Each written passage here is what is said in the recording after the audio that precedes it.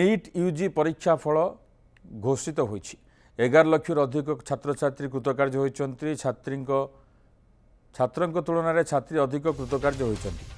अर्जुन गुप्ता पंसुल बंसल जुग्म टपर होइछन्ति स्नातक पाठ्यक्रम पर National Eligibility cum Entrance Test देइथिबा छात्र छात्री माने सीधा सड़क लिंक माध्यम फलाफल पाइपर किंबा net.nta.nic.in रे सरकारी नीट वेबसाइट रे रिजल्ट देखिपारे।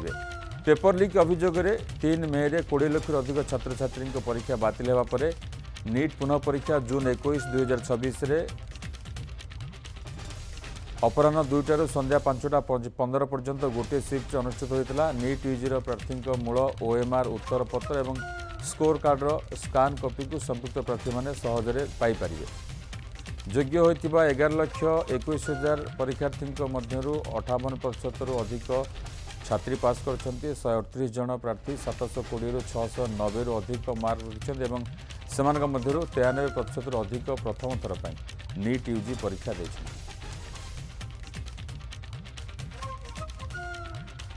फोन लाइन में जोड़ी प्रतिनिधि आलोक प्रधान। आलोक, पुनः परीक्षा होता नीट यूजी एवं आज फल प्रकाश पाई 11 लाख अधिक छात्र छात्री कृतकार्य होती छात्री प्रतिशत अधिक रही कौन अधिक सूचना आसूची विभूति देखु जो भाव सारा देश में नीट परीक्षा को लेकिन जो अभ्यास रही रिटेस्ट जहाँ को लेकिन आज रिजल्ट प्रकाश पाई जिते रैंक अच्छी पाखापाखि देश में 11,21,000 छात्र छात्री एमबीबीएस पाठ पढ़ाई आग्रह से परीक्षा देते ता भर देखा जो रही 13टी भाषा रही 5,440 परीक्षा केन्द्र में परीक्षा कराइला जहाँ 14टी सहर में परीक्षा अनुष्ठित होता कि प्रश्नपत्र लीक पर कि परीक्षा रिटेस्ट परीक्षा को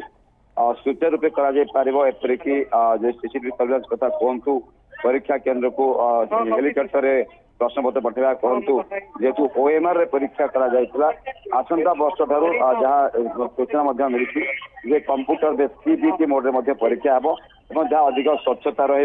कौन सी डिटेल्स हम ना सहित परीक्षा स्वच्छता आसीपार आज जो नीट प्रश्न जो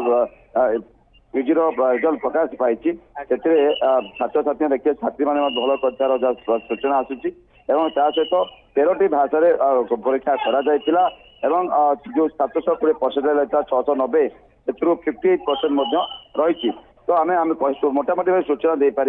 नीट यूजी को नहीं जो विवाद देखा देता जो परीक्षा रिकंडक्ट करागला पिलामानंकर या भितर भल परीक्षा रही विभिन्न वर्ग एससी एसटी ओबीसी देखिए तार किमी नॉन किमी लेयर ए भितर देखिए सब वर्गर छात्र छात्री रैंक आसी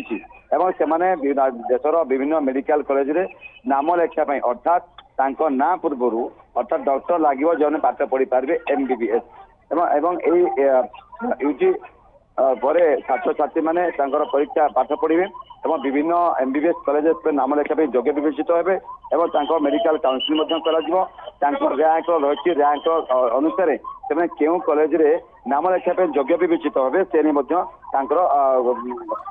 धन्यवाद। अधिक सूचना आलोक प्रधान थे संपर्क में अधिक सूचना देते।